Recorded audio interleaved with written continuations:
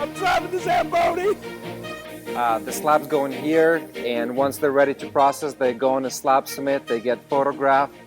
This is Enrique. He's been with us how many years? Almost 16. 15 Amazing. years. Amazing guys. Amazing guys. We got 15 years. I want to show you our trailer really quick, Oh, nice. where it goes. It's a pretty easy way to track where your tools are. Hey, StoneAdvice fans, welcome back. Sitting across from me is Dan Izoita, the owner of Crowley's Granite out here in Tualatin, Oregon. We're going to have a pretty cool podcast today. I'm looking forward to having him tell us about all the exciting things that he's happened since he's acquired this business. We're going to talk a little bit about employee retention and learn a little bit about how Dan came to this country. Tell us a little bit about yourself and how you came to the United States. So, born in Ukraine, just a few miles from Odessa. Decided to immigrate to America. Some of our family already moved here. We just saw my parents saw the opportunity and decided to move here. It happened in 1998. I was 12 years old. We came to Vancouver, Washington. 3 of my siblings and my parents, each of us had 2 suitcases. My dad had a couple $100 in his pockets. Stayed with the family here in Vancouver for about a couple months. They went to work. We went to school. Learned the language, learned the culture. Now everybody has jobs, businesses, families. America's amazing. I still believe that it's the greatest country in the world, and opportunity is limitless. I worked for my uncle doing tile work. Eventually opened a granite shop, and he offered me an opportunity to work at his granite shop. Worked there for about a couple of years. Where was this? This was in Boise, Idaho. Boise. I think you know my uncle, Alex Kondratyuk. Oh, of course, of course I know Alex. I think he has a Sasso. That's right, he bought a saw for me a while back. That's right. That's right. Amazing guy, kind of got me started in the trades. Anyways, I worked for him for a little bit, and then I moved back to Vancouver, Portland area. Met my wife here and did all sorts of trades. HVAC, remodel, and eventually worked out a niche for myself, doing roof maintenance. Oh, you're roof maintenance, okay. Yes, like cleaning moss off the roof. What year was that? This was about 2015, 2016. Okay, right on. And I did that for about 4 years, did everything from the start as far as opening the business. I feel like that was my business college. Sure. I learned the school of hard knocks. Yep. Learned how to do customer service. Learned how to do Google reviews, website building. Did you build your own website? Yep. Outstanding. Yep. Outstanding. Eventually, I had to hire somebody else Sure. to do it right. And anyways, learned a lot of things. Like I said, I believe that was my college or baptism by fire. Yes. Go out and start a business. Yes. And just hit the street running and learn the hard way, like most of us did. That's the American entrepreneur story. Half the people that are going to watch this video are going to resemble this experience that you went through. And I don't think everybody just started out as a granite guy. I certainly didn't. So Dan, in 2015, when you started your roofing company, you did that for how many years? About 4 or 5 years. And so I think a lot of people watching this video might be curious of how you went from running a roofing company to owning a stone shop. I think that's an interesting story. I think I'd love to hear what you have to say about that. Yeah, so I had to kind of, on the 4th, 5th year, I had to kind of step back and kind of plan out my life and see where I wanted to do. I had to decide, should I grow my roof maintenance company to the next level, or should I buy something that's existing?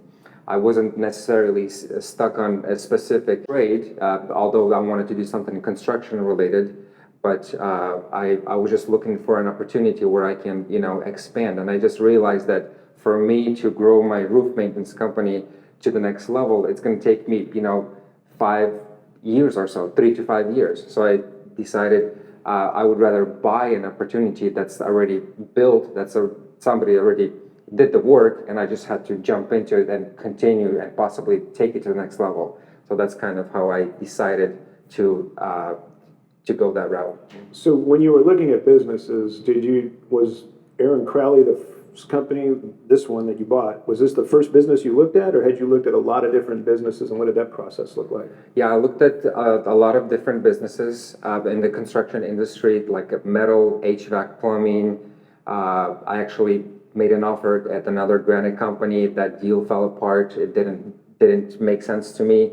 Year 2020, December-ish, where I didn't have any leads as far as, and business opportunity, but around January, Aaron reached out to me, because I met him roughly 6 months before this, and he says he's, selling his company, and if I would be interested. I said, definitely. I looked at all the numbers, looked at all the details, and it looked good, and I jumped right into it. If you flip this around, a lot of the people that are going to be watching this video, one of the things that shop owners don't often think about when they start a business or run a business, and it was my own dilemma when I had my own company, is not so much how do you start and grow a business, but how do you actually exit a business. And I think one of the ways to exit a business is you sell your company. And what's interesting about interviewing you is it's the reverse. You actually acquired a company as opposed to trying to selling it. Have you actually done any thinking about an exit plan with this company? Is that when you did the acquisition of this company, was the exit plan something that was in your mind, like I'm going to do this, this, and this, and did you have like some big long plan, or you say I'm just going to start this company and see where it goes? I think that should be the plan of every business. It doesn't necessarily, you don't have to accomplish that plan, but anytime you build a business, I feel that there should be an exit strategy, whether you accomplish it or not. Countertops or granite is not my end goal. My end goal is real estate, and this is just a vehicle for me to get there. Oh, right on. Right on. So I talked to a business consultant one time, and he gave me some advice, and I thought it was kind of salient. I'd love to get your take on it. He said that when you're running your business, you should try to imagine it that you're going to franchise it. He says even if you don't franchise it, the process of thinking about franchising is a way to think about organizing and growing and making a business that can operate without you being here. I definitely think especially in the countertop industry, I think we're at that level where we can franchise a countertop business or shop. When you took over, what were the leadership challenges? What were some things that you did, like franchise thinking and organizational thinking? Did you have to make a lot of changes, a few changes? What were some of the things you did there? I think that might be interesting to talk about. Well, I did inherit an amazing team, amazing employees that have worked here 5, 10, 15 years. So I think I was blessed in that way that, there was a lot of committed people to the company already. So as far as the company structure and the team management, that was the easy part. For the first couple months or so, that was my, I would say, daily routine, just cleaning things up, making sure things are lean, things are working properly, what's broken, let's fix it, let's replace it. I would say that was my biggest challenge. As far as the team and processes, that was already in place. Like I said, I was blessed. Yeah, I think a lot of people undervalue the value of culture. Every shop has a different vibe. I don't know if there's a better word to describe it. And when I walked into this business 20 years ago, 15 years ago, 10 years ago, 3 months ago to have brisket with you, and 2 weeks ago to have brisket with you, this place has consistently had a vibe. And I think that positive vibe is a byproduct of culture. Obviously, you have a culture here, you inherited a culture. What are the things that you are doing to enforce that, reinforce it, reshape it, make it your own, and make it even better? I think some of the guys that have been watching this would just love to hear your input on that. Well, my first focus is, believe it or not, it's not even a customer. My first focus is to take care of the employees. I want to make sure they have, a nice health package benefit, whether it's 401k or dental, anything related to their personal life. And their families, I want to make sure that's taken care of. And so let me just drill down on that. So in your business plan, part of the budget of running your business is making sure that you allocate resources to take care of your employees' health and welfare. Is that what I hear you saying? So Yep. you planned that right from the get-go. Yep. Right? I mean, that was always a thing and not even a question. Yep. And I'd like to just even drill down on that further. Let's really break that down. Like what are the things you do on a daily basis, weekly basis, monthly basis that enforces and supports that cohesive bond that you guys have with each other, loyalty to the business and loyalty to you as a leader? Well, just a few perks that I added was just a gym membership, for example. It cost me $40. It's not much, but they can go to the gym, they can go to sauna, they can swim, they can take care of their personal health. their lives are improving. It's better for them and better for me because they are healthier, they're happier, and that they enjoy it. Or putting a basketball court at the shop, it also, keeps them, gives them that little break from their daily routine, and, just shooting a few hoops, whether it's on the break or after work or in the beginning. It keeps everybody going. Just little things like that, or cleaning keeping the shop clean and lean. Also, I feel like it's an amazing environment for everybody to work at. It's clean. As a matter of fact, it's so clean. It's so clean. You bought a floor machine. Like I keep calling it a Zamboni. It's not a Zamboni, but it literally looks like a Zamboni. Those things they drive around on the ice rinks. And is the cleanliness, and it's not even. It's the guys were smiling. They were genuinely just happy to be at work. Let's talk about some other things. Well, another thing I wanted to mention is that, for example, I try to do it at least once a month to do like a company lunch, whether it's a brisket or a pizza. It's just, or maybe just grabbing, cookies or coffee, once in a while, just to stir that up, the relationship, and just have a just the informal conversation. It doesn't have to be about business. Just asking, your employees, how are you doing? How's life? Is there anything I can help you? I know that all of us have struggles, and just being personal, I think that goes a long way. And just what I hear you saying is it's kind of an informal, on-the-spot counseling session. Are you doing that on a professional level? Do your employees have job descriptions? Do you counseling with them on a regular basis? Do you document that counseling? If so, can we talk about that a little bit? At minimum, I've implemented performance review, a formal performance review at least once a year, and informal. We have every morning we have an ops meeting. What happens on those meetings is each morning with all the managers, we talk about the job that happened yesterday, the job that's happening today, and the job that's happening tomorrow. Another meeting we have is a managers meeting, an extended managers meeting, just overall company vision, goals, issues, anything that comes up throughout the week or month, or just planning and strategizing. So those are, I would say, the formal ones, but communicate with the managers, and I spend the most time with the managers. But as far as the team, I don't have as much time, but I encourage my managers to have those conversations. How many guys do you have working here now?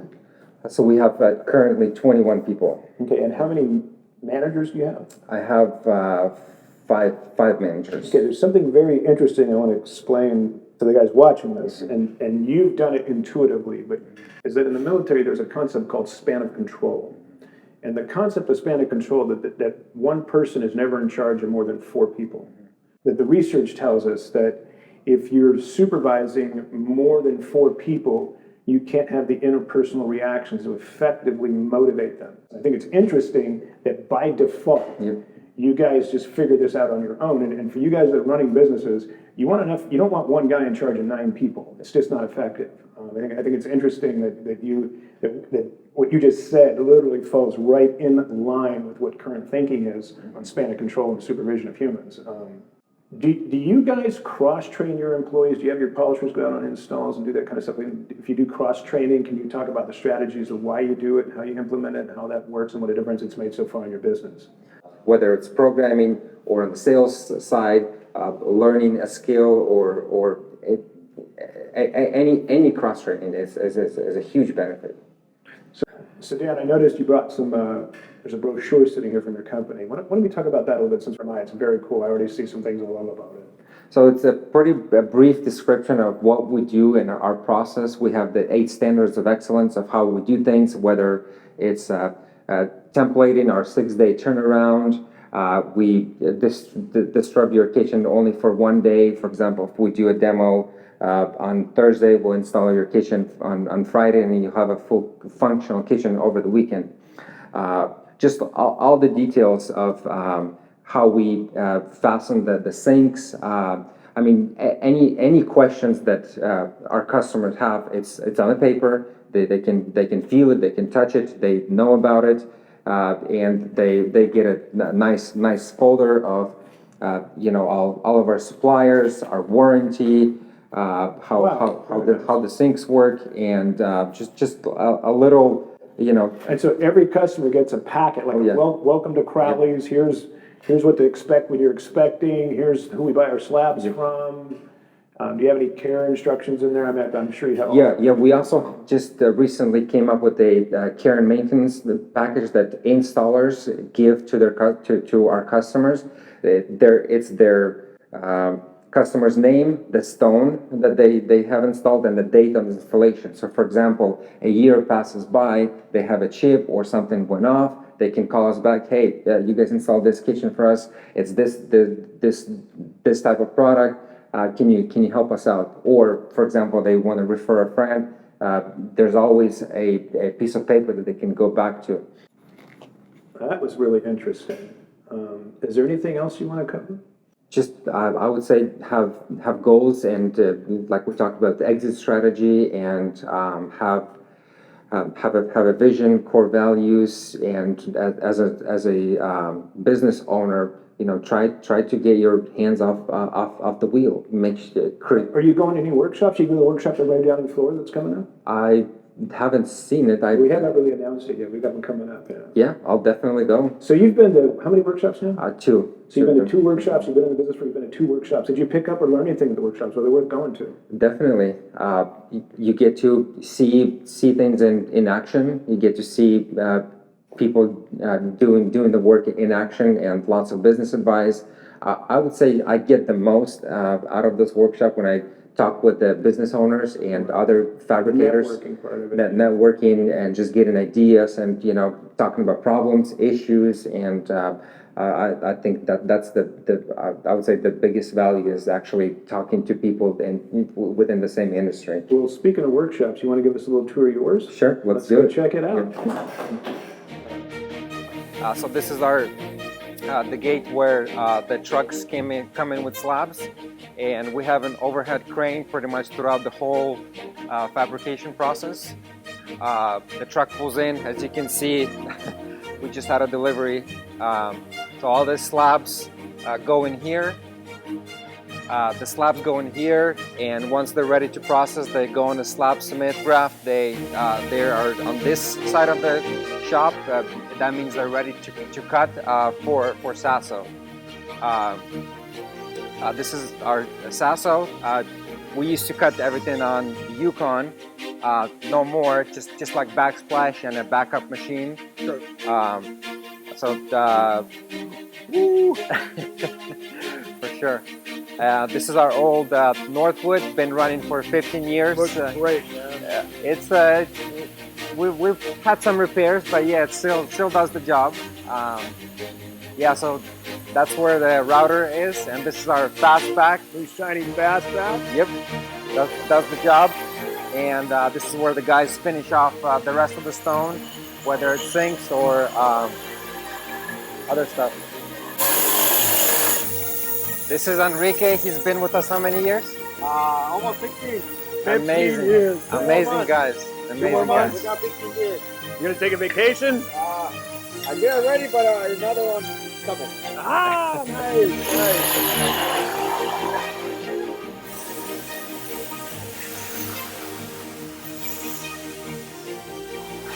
I want to show you our trailer really quick. So this is Aaron Crowley designed this. So we have our 2 frames on the side. This is obviously where the stone goes. As you can see, this is from a demo job. And the cool part about it is this overhead crane. So the guys pretty much have zero lifting in the field. What? So wait a minute, they're picking the piece up with the crane, transferring it to the no-lift cart, and then rolling out. Yep, this is amazing. That is so radical. Does the job. He did such a nice job on these frames. Wow. So a lot of you guys are always asking, hey, what does your install trail look like? Look, they've got the sink retention systems. I'm assuming this is like a bag full of drop cloths to protect floors. Yep. You got your microwave in here so the boys can have lunch. Oh yeah. Check out this cool level holder. You can get this on Amazon. I love these guys. Look at this. What? No amazing. way, man. I learn something every day. That is so cool. Look at this. Wow. All right, guys, go back to work. Sorry about that. What's next? What's next? Wait, we got to look at the Zamboni. Wait, we got to look at it. Oh, look at this. Nice. So I want to show the guys before we go to the Zamboni. This is our kind of install racks. So all the tools and supplies are nicely organized. So when the installers need to restock their boxes, their tool boxes, they just can go and grab. All the silicone is in place. All the tools. This is all they need. And this is still work in progress. But this is the same thing in the shop. All the tools. If you notice, we have this cool system. We call it the GPS tracking. So this area is. I can show you over here. So this area is a purple area. So all the tools in here are labeled purple. So when something is not in place, the guys know where it goes. It's a pretty easy way to track where your tools are. And all the trucks, same thing. For example, this is a red truck. All the tools are labeled red. So if something's missing or out of place, it goes straight back to where it belongs. Let's check out the Zamboni. Zamboni. I want to drive it. Can I drive it? Of course. I want to drive the Zamboni. Look at this, guys. You want to keep the floor clean? You got to have the Zamboni. Oh, how's this work? I'm not going to die, am I? No. We're turning on the Zamboni. I've never driven one. Yep, Dan, what am I doing? At the gas? Yep. Is it going to go fast? Yeah, backwards and forwards, just one pedal. Oh my God. I'm driving the Zamboni. Let me get you. I'm driving the Zamboni.